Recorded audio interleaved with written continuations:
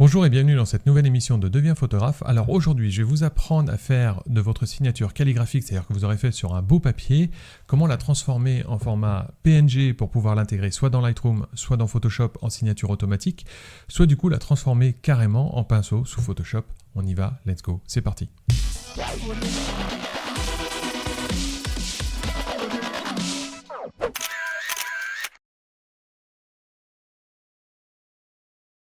Donc comme je vous le disais en introduction, aujourd'hui je vais vous apprendre à faire de votre signature calligraphique un pinceau sous Photoshop ou alors un fichier PNG, c'est-à-dire qu'il n'y aura que le tracé de votre signature qui sera stocké dedans, le reste sera transparent, ce qui vous permettra de l'intégrer sur n'importe quelle photo depuis Lightroom ou depuis Photoshop.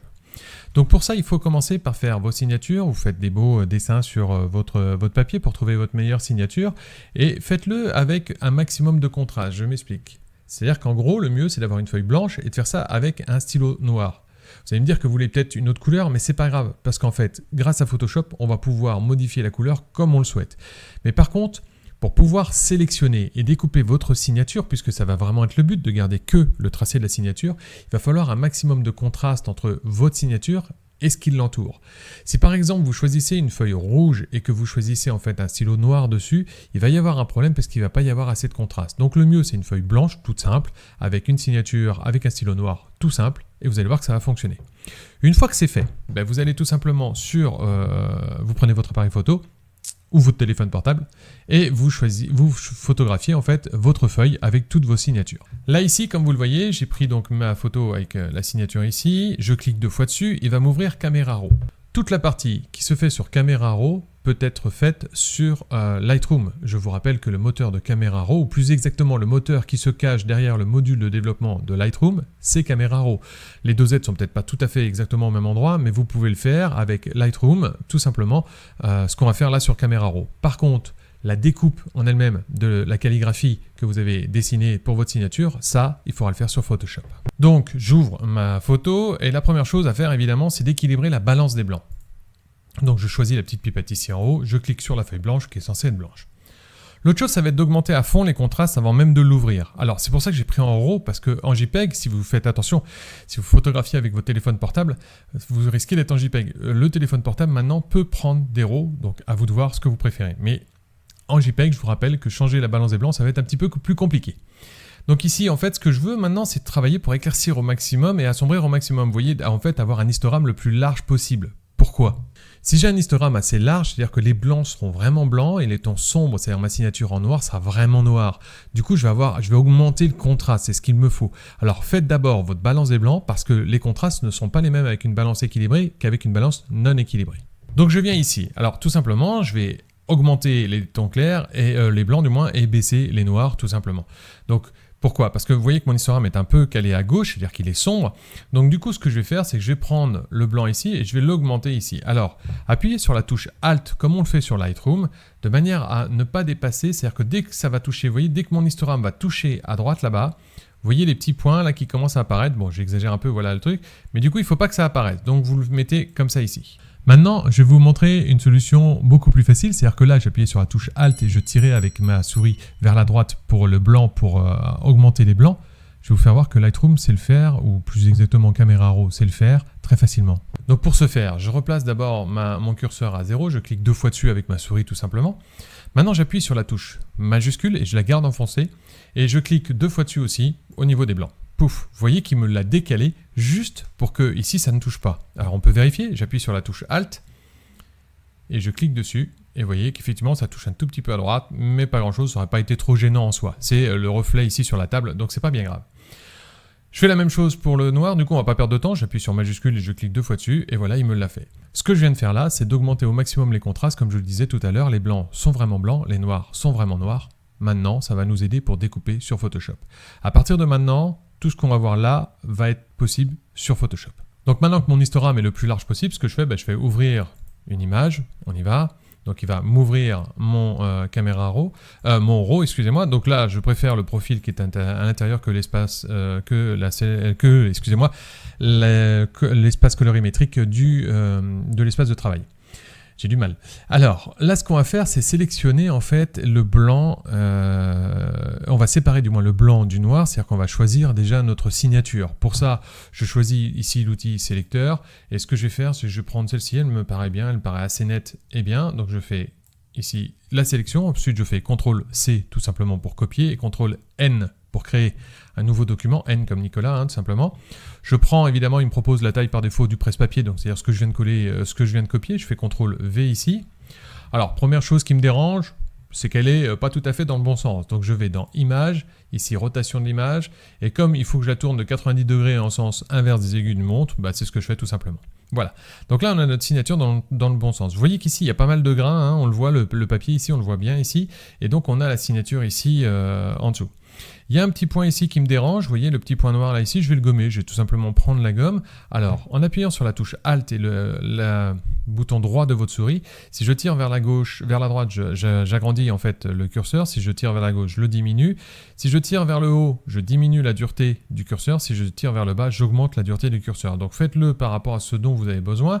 Là, je prends une petite taille parce que le point est tout petit, et je fais une dureté à 100% de manière à avoir un contour très net et ne pas avoir un truc un peu flou en fait derrière. Donc je gomme juste le point ici. Alors si vous regardez bien ici, ça fait un point blanc en plus ici, mais c'est pas grave du tout, vous allez voir, on va s'en sortir. Maintenant ce qu'on va faire, c'est qu'on va faire une sélection par couleur. Alors vous allez me dire, il n'y a pas de couleur, il n'y a que du blanc et du noir. Oui, justement, les couleurs c'est aussi des contrastes, donc on va faire une sélection par contraste. Mais avant, je vous montre ça sur un petit graphique, comment ça va se passer. Donc je vous ai fait un petit dégradé ici, vous voyez, de très blanc à noir ici. Pour faire la sélection, admettons que je veuille sélectionner le noir, comme sur notre exemple, je vais faire ici dans Sélection, ici je vais aller dans Plage de couleurs, et je vais choisir ici, vous allez voir, là, avec la pipette, ou alors je vais choisir ici ton foncé, ton noir, puisque c'est ce que je veux. Sur le petit graphique qui se trouve ici en bas, tout ce qui est blanc va être sélectionné, tout ce qui est noir va être supprimé de la sélection. Vous voyez qu'ici, il y a beaucoup de noir et un blanc assez important. Alors du coup, c'est l'inverse de ce qu'on a derrière, puisque la sélection est blanche, je vous rappelle, sur le graphique, et en noir, ici, c'est ce qui ne va pas être sélectionné. On a deux dosettes ici qui sont possibles. La première chose, ça va être la tolérance. La tolérance, c'est en pourcentage, ça va être qu'est-ce qui est vraiment noir et qu'est-ce qui est blanc. Plus j'augmente en fait la tolérance, plus il va me dire le noir il s'étend de plus en plus loin. Vous voyez que du coup ça fait une zone de coupure assez floue, c'est-à-dire qu'en gros on passe de ce qui est sélectionné à pas sélectionné d'une façon assez large sur plusieurs pixels. Alors que si je fais une tolérance ici pratiquement à 0, vous voyez qu'ici la rupture est très nette, c'est-à-dire en gros soit c'est noir, noir, soit du coup c'est pas noir et dans ces cas-là il choisit pas. L'autre truc qu'il y a ici, c'est la gamme. Alors la gamme, c'est très simple, c'est de dire en fait ce qui est blanc et ce qui est noir. C'est-à-dire qu'en gros, quand je descends à 0 ici, j'ai vraiment une barre seulement, en fait tout est choisi du moins. Ici, il n'y a rien de sélectionné du moins, donc du coup, là, on n'a rien de noir pour lui. Et plus j'augmente ici au niveau de la gamme, plus je dis tout est noir en fait ici. Que le contraste corresponde à ce que j'ai choisi ou pas, en fait, plus j'augmente, plus en fait tout correspond soi-disant au contraste ici. Vous avez compris comment ça marche ? On va faire la même chose maintenant sur notre signature. Alors je vous rappelle, ce qui est en blanc est sélectionné du moins, et ce qui est en noir n'est pas sélectionné. Donc on va dans Sélection, Plage de couleurs ici, et on va jouer la même chose. Donc ici on va prendre les tons foncés puisque c'est ce qu'il y a, et on voit ici déjà la sélection calligraphique est pas mal faite. Donc on va jouer avec la tolérance pour voir si on peut améliorer ou pas ici. Vous voyez, là ça change pas grand chose. Là vous voyez que on voit que, alors je ne sais pas si vous voyez bien sur l'écran, mais je ne peux pas agrandir cette fenêtre-là. Ici, en fait, le truc, c'est que ça fait des petites hachures sur le contour en fait, de ma signature. Donc, ce que je vais faire, je vais plutôt ici augmenter un petit peu la tolérance, voilà, pour que ce soit un peu plus fluide, on va dire, que ce soit moins haché dessus. Et ici, au niveau du gamma, alors vous pouvez augmenter, mais là, du coup, vous allez perdre. Donc, ce qu'il faut, c'est de manière à n'avoir que, voilà, la signature. Là, ça me paraît pas trop mal, même si c'est encore un peu haché, on va récupérer un petit peu, voilà. Je fais OK ici, et là en fait, vous voyez, il a créé une sélection. Là ici, le travail est quasiment fait, c'est-à-dire qu'en gros, je vais copier ça, et je vais le transformer soit en PNG, soit du coup le mettre en pinceau. Donc notre sélection est faite ici, ce que je vais faire maintenant, c'est que je vais le copier dans un nouveau calque, soit je crée un nouveau calque et je fais copier-coller, soit du coup, beaucoup plus simple, je fais CTRL-J, ça va me multiplier le calque, mais sauf que là, ça va multiplier le calque seulement la partie que j'ai sélectionnée. C'est-à-dire que si je fais CTRL J ici, vous voyez que ça m'a créé un nouveau calque ici en bas, et si je ne sélectionne que lui, vous voyez que du coup j'ai ma signature sans rien autour, c'est-à-dire en gros juste ma signature ici. Donc ici, j'ai mon PNG. Alors, si jamais je veux resélectionner ce qu'il y a ici, c'est extrêmement simple. Je vais sur le calque où il n'y a que la signature. J'appuie sur la touche CTRL et je vais bien sur le calque, hein, pas sur l'intitulé du calque, bien sur le calque. Vous voyez la main, comment elle change? Je clique dessus et voilà, il me resélectionne en fait la totalité de ma signature. Maintenant que j'ai fait ma sélection, je vais déjà la transformer en pinceau et je vous fais voir après comment la sauvegarder en PNG pour l'utiliser soit sur vos photos sur Photoshop, soit sur Lightroom en signature automatique. Du coup, je fais dans menu édition, je vais dans définir forme prédéfinie. Ici, il faut lui donner un nom. Donc, on va mettre signature test, puisque c'est juste pour le test ici. Donnez-lui un nom significatif que vous sachiez à quoi ça correspond. Et ici, vous faites OK là, pouf, et voilà, regardez mon pinceau. Il est transformé directement ici. Alors là, j'ai la couleur blanche, donc si je clique, il va me faire ça en blanc. Alors, je l'ai fait d'ailleurs, donc on va enlever. Du coup, si je mets en noir ici, je crée un nouveau document juste pour voir ici. Je fais créer le nouveau document. Et regardez, au niveau du pinceau, voilà, j'ai ici... Alors, pourquoi il est gris? C'est parce que tout simplement, l'opacité de mon pinceau est à 37%. On fait CTRL Z, on augmente l'opacité à 100%. J'ai choisi la couleur noire. Voilà, ça fait noir. Si je fais ici avec du rouge, ici, je mets rouge ici, paf. Et donc ici, il sera rouge automatiquement. Alors, il paraît un peu haché parce que là, il est extrêmement grossi, évidemment. C'est-à-dire qu'en gros, ici, là, vous voyez, il est extrêmement grossi. En vrai, sur une signature, sur une photo, on va la mettre à peu près comme ça. Du coup, c'est mieux. Alors là, je vous ai fait voir comment faire un pinceau. Maintenant, je vais vous faire voir comment on sauvegarde le document qu'on a fait tout à l'heure en PNG. C'est extrêmement simple. Je reviens sur la partie où on avait en fait ici le truc. Alors, deux solutions. Soit vous allez diminuer ça. Donc, je fais CTRL D comme David pour désélectionner. Donc là, je fais une sélection très simple ici. Vous voyez, je fais plus serré que ce qu'on avait tout à l'heure. Ici, voilà. Je fais CTRL C, CTRL N, tout simplement ici. Alors, je crée ici donc mon document. Je fais CTRL V. Alors, vous allez me dire, oui, mais là, du coup, il y a un fond blanc. Bah, c'est pas grave. Le fond blanc, vous cliquez sur le cadenas pour déverrouiller le calque d'arrière-plan. Vous l'enlevez, et puis voilà.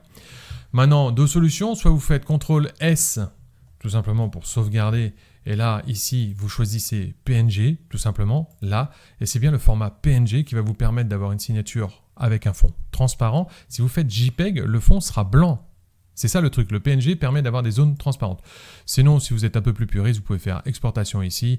Et là, sous exportation, vous pouvez faire exporter sous, tout simplement. Mais ça revient exactement à la même chose en fait ici. Il va juste vous ouvrir une fenêtre un peu plus compliquée. Donc là, vous avez la largeur, la hauteur que vous pouvez sélectionner. Vous pouvez choisir ici le type de compression et compagnie. Enfin bref.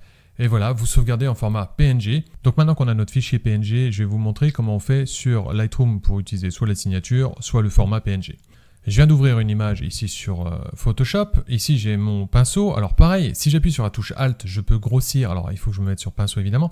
Si j'appuie sur la touche Alt de mon clavier et que j'appuie sur le bouton droit de ma souris, ici, je vais pouvoir grossir ma signature. Voilà, ou la diminuer exactement comme je veux. Évidemment, je vais pouvoir aussi diminuer ou augmenter l'opacité de ma signature exactement comme je le veux. Donc, je vous conseille quand même de mettre une signature pas trop grosse. Ça sert à rien, une signature épaisse. Donc, pour mettre ma signature, c'est très simple, j'ai juste à cliquer. Mais je vais créer un calque vide pour vous faire voir et je vais coller ma signature dessus. Je la colle ici, voilà. On voit qu'elle est en noir ici. Alors, je la fais pas trop grosse, c'est ce que je vous conseille, ne la faites jamais trop grosse. Mais par contre, elle n'est quand même pas très visible ici. Comment faire? C'est extrêmement simple. Vous allez créer un calque de remplissage. Donc, vous allez sur le bouton calque de remplissage et vous allez sélectionner couleur unie. Une fois que vous êtes ici, vous allez pouvoir choisir la couleur que vous voulez. Là, je vais mettre en blanc, du coup, pour mettre ma signature en blanc. Vous allez me dire, mais toute ta photo est en blanc. Oui, je vais faire un écrêtage, comme on appelle ça. J'appuie sur la touche Alt, et vous voyez que, regardez, pour l'instant, tant que je passe entre le calque du haut qui est blanc et ma signature, le calque de ma signature en dessous, il ne se passe rien. Si j'appuie sur la touche Alt, quand je me mets entre les deux, vous voyez comment la souris se transforme. Je clique dessus à ce moment-là. Et en fait, il applique la couleur blanche que sur le calque qui est en dessous dans ces cas-là. On l'avait déjà vu dans d'autres tutoriels il y a assez longtemps. Mais du coup, ça veut dire aussi que si je reclique dessus ici, je vais pouvoir sélectionner voilà, la couleur que je veux pour ma signature et faire ce que je veux. Donc vous voyez que ce n'est pas très compliqué. On va supprimer ça et je vais vous montrer maintenant avec un PNG. Pour le PNG, il y a deux solutions. Soit vous ouvrez votre Explorer, vous allez là où est votre PNG ici, et vous glissez avec un drag and drop, vous lâchez dessus, ça crée un objet comme ça. Soit, alors je vais être obligé de valider et de faire CTRL Z pour l'enlever. Soit du coup, l'autre méthode pour le faire, en fait ici, c'est de faire fichier, Et ici, on va faire importation, je vais y arriver, et incorporer. Je choisis le PNG là et on a exactement la même chose. Si jamais vous prenez votre fichier, vous allez sur votre Explorer, Finder ou l'Explorer sur Windows, et vous faites bouton droit et ouvrir avec Photoshop, ça va créer une nouvelle image, mais ça ne va pas l'ouvrir comme un objet comme ici. Pour ça qu'il faut faire de cette façon-là. Soit vous faites un drag and drop, c'est ce que je fais le plus souvent parce que c'est extrêmement facile à faire. Soit du coup, je fais je fais importer et je l'importe ici en objet. Une fois que c'est fait, je vais pouvoir agrandir, baisser, diminuer en fait la taille de mon sujet. Donc pour ça, je vais pouvoir soit prendre ici au coin et l'agrandir ou le baisser. Mais vous voyez qu'il y a un problème, c'est que du coup là, je peux aussi bien la déformer complètement, aussi bien en largeur qu'en hauteur, comme je veux. Et c'est pas ce que je veux, c'est vraiment pas ce que je veux. Donc on fait CTRL Z, je réintègre mon objet comme ça ici. Vous voyez qu'en drag and drop, c'est vraiment facile. Et quand vous allez la modifier au niveau de la taille, vous gardez votre touche majuscule enfoncée. À partir de là, il va garder les proportions entre la largeur et la hauteur, même si, regardez ma souris, elle part dans tous les sens, ça ne change rien, il va garder les proportions. Je fais OK ici. Donc pour changer ici, c'est très simple, vous vous mettez sur la signature, vous appuyez sur le bouton majuscule et vous baissez avec vos flèches, ça va très très vite. Par contre, même problème que tout à l'heure, on ne le voit pas bien, donc du coup, pareil que tout à l'heure, un calque de remplissage, couleur, blanc, OK. J'appuie sur la touche Alt et je fais l'écrêtage et voilà. Vous voyez que vous avez deux solutions pour le faire. Alors très simple, soit vous faites avec une signature, ce qui est beaucoup plus simple, du coup avec un pinceau, du moins je veux dire, du coup c'est beaucoup plus simple. Ensuite après, dans les pinceaux, vous aurez votre pinceau et vous pourrez sélectionner votre forme qui correspond à votre signature. Soit du coup vous le sauvegardez en PNG et dans ces cas-là vous pourrez l'utiliser comme je viens de vous le montrer là sur n'importe quelle photo, mais je trouve ça un petit peu plus long qu'un simple pinceau. Surtout qu'avec le pinceau, vous pourrez choisir la couleur directement avant de l'appliquer. L'opacité aussi, mais ça, avec le calque, on peut le faire aussi si vous voulez qu'elle soit un peu moins présente. C'est très simple, vous choisissez ici le calque de la signature et vous descendez ici l'opacité au fur et à mesure et vous voyez, vous allez la faire plus discrète. Donc voilà, c'est extrêmement simple. Et avec le PNG, vous pouvez l'intégrer soit comme ça, soit du coup le faire avec Lightroom lors de l'export. Mais là, je vous renvoie vers le tuto que je vous ai mis ici en lien en cliquant sur le bouton I. Et voilà. Donc vous voyez, rien de bien compliqué. Maintenant, il ne vous reste plus qu'à vous mettre à vos petits stylos, à faire une belle signature et à pouvoir l'intégrer où vous voulez sur vos photos. Mais rappelez-vous juste un truc, une signature, normalement, c'est pas fait pour dire c'est moi qui l'ai fait, c'est juste pour dire, quand les gens regardent la photo, en bas à droite, ah, c'est qui l'a fait, qui est-ce qui l'a fait, excusez-moi si je parle en français, qui est-ce qui l'a fait, et on regarde à ce moment-là. Donc la signature doit être petite et discrète, ou alors ne pas exister, c'est à vous de voir. Donc, je vous rappelle aussi que plus vous partagez cette vidéo-là sur les réseaux sociaux et plus la chaîne sera connue, plus vous likez, plus YouTube dira que vous l'aimez et donc du coup la montrera aussi à beaucoup de gens et donc fera connaître aussi la chaîne. N'oubliez pas de vous abonner parce que ça aussi, ça fera augmenter la chaîne dans les référencements. Voilà, je vous souhaite une bonne fin de semaine. À la prochaine. Bye.